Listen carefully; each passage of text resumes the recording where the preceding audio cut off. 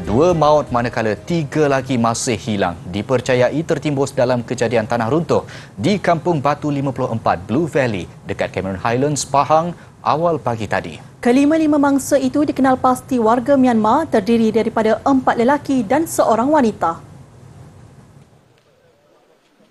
Mayat pertama lelaki ditemui tertimbus jam 3 pagi, manakala mangsa kedua juga mayat lelaki ditemui jam 12.05 tengah hari. Mangsa tertimbus pada kedalaman 2 meter dan terletak kira-kira 10 meter daripada tapak asal rumah kongsi bagi pekerja di kawasan kebun sayur di lokasi tanah runtuh. Ketika ini, bomba sedang giat mengesan 3 lagi mangsa dengan operasi dilakukan secara berhati-hati kerana dikhawatiri berlaku runtuhan susulan. Setakat ini, identiti mangsa terbabit belum diperolehi. Kejadian jam 2.51 pagi yang berlaku di kawasan kebun sayur itu membabitkan ketinggian 80 meter dari kaki bukit, yang mana tapak lokasi rumah pekerja yang tertimbus berada pada kedudukan 40 meter dari kaki bukit berkenaan.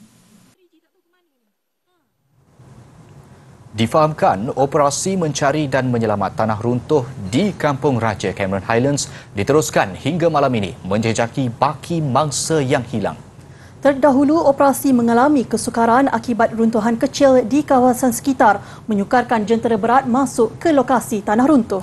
Untuk perkembangannya, kita terus bersama Syafiqah Damanhuri di lokasi.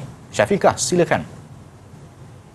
Assalamualaikum, salam sejahtera. Terima kasih Asri dan Rina. Dan ketika ini apa yang dapat saya kongsikan, pastinya operasi mencari dan menyelamat masih lagi diteruskan hingga jam 10 malam ini. Namun, apa yang dapat saya kongsikan juga berdasarkan sidang media yang dilakukan oleh pihak bomba dan polis sebentar tadi, ianya bergantung kepada situasi semasa, yang mana ketika ini jika dapat saya boleh beri gambaran, hujan lebat turun sejak sejam yang lalu. Dan apa yang dapat saya kongsikan juga, operasi mencari dan menyelamat pada malam ini diteruskan secara manual, iaitu hanya menggunakan tenaga manusia dan juga cangkul.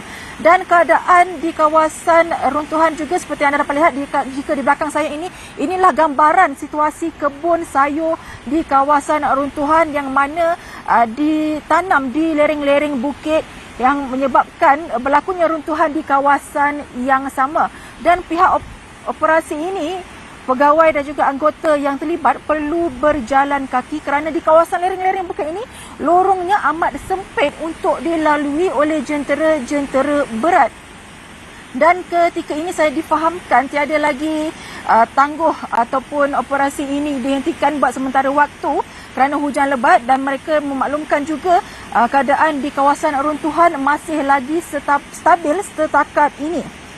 Dan ketika ini juga kerja-kerja yang dilakukan juga, pihak bomba memaklumkan tiada lagi jalan alternatif ditemui untuk melakukan kerja-kerja mencari dan menyelamat menggunakan jentera.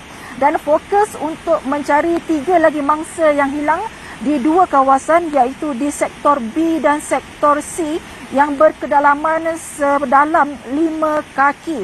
Dan media dimaklumkan sebelum ini 5 mangsa yang terlibat dalam runtuhan pada hari ini merupakan warga Myanmar dan juga merupakan pekerja di kebun sayur di Kampung Raja Cameron Highlands ini. Apapun, kita harapkan operasi pada hari ini berjalan dengan lancar dan 3 lagi mangsa itu ditemui.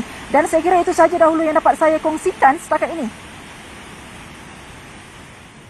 Terima kasih Syafiqah, dan kami di Buletin TV 9 mengharapkan supaya anda hati-hati di sana dan selamat bertugas.